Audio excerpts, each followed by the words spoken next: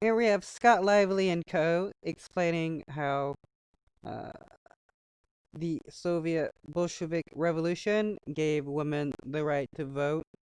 Um, he doesn't believe that women shouldn't be able to vote, but that if women and men of the past knew that uh, abortions were going to be legal and that uh, women becoming pastors would quote unquote um, allow the approval of homosexuals and transgenders if these same people would vote the same way.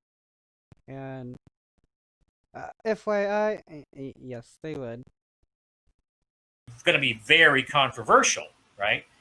And I'm going to do some sort of an essay on this fairly soon.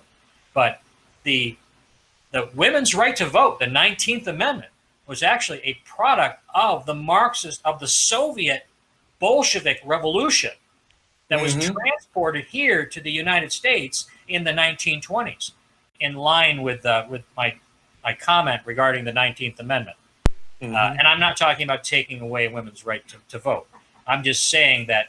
Let me ask Oh, a question here: would the voters of 1920, of course, these are all men, and would the women who are urging their husbands to vote have voted for the 19th Amendment if they knew that the highest achievement of women's right to vote in the minds of women in 2020 would be the slaughtering of unborn babies? well, let me ask you this question.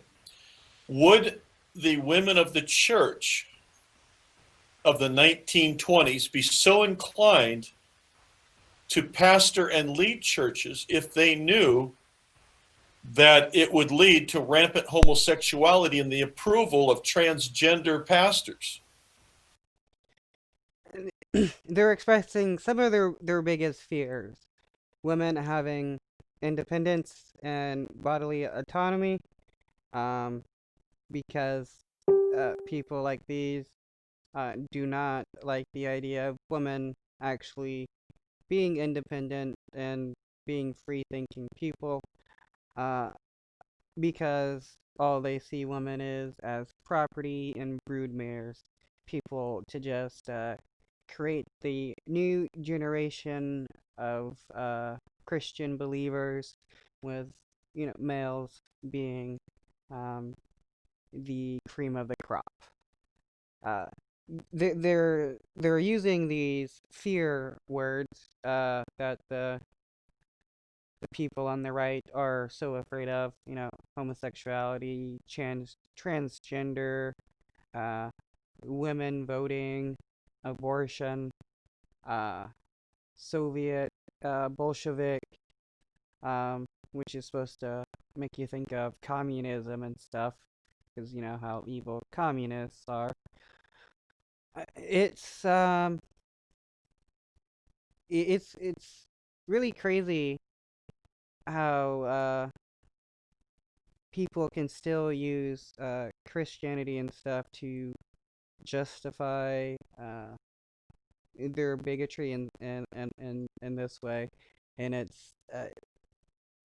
they're still seen as, like, good loving people. Yeah. See, this is the thing about having a truly biblical worldview.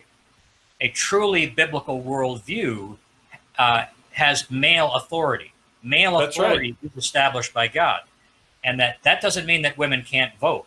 But what that does mean is that there is an order to civilization in which men and women are designed to be complementary halves of one whole, but with distinct functions in society.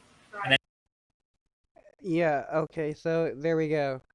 Um, Men are equal but different. Men are the breadwinners while women are the housewives.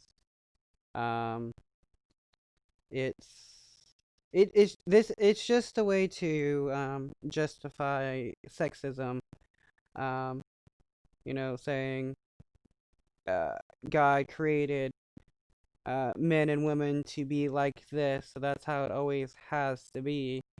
um, when there are many different societies that have men and women um, and various different societal roles and stuff, and they work out just fine. That male authority is an aspect of that that's inseparable from the health of civilization. Nobody talks about this. Nobody talks about this. It's verboten because of the of political correctness, and because so many Christian women don't even understand this concept today. Feminism has crept into the church to such an extreme that you can't have this kind of conversation anymore without being attacked by Christian women. Attacked, or more so like uh, people are standing up to bigotry and outdated ideas because they know that such ideas are wrong. The fact that um, women being able to, be independent and have choice over their own health care and stuff is not something evil, like these people want to, try to act. It is, um, I lost my train of thought right there.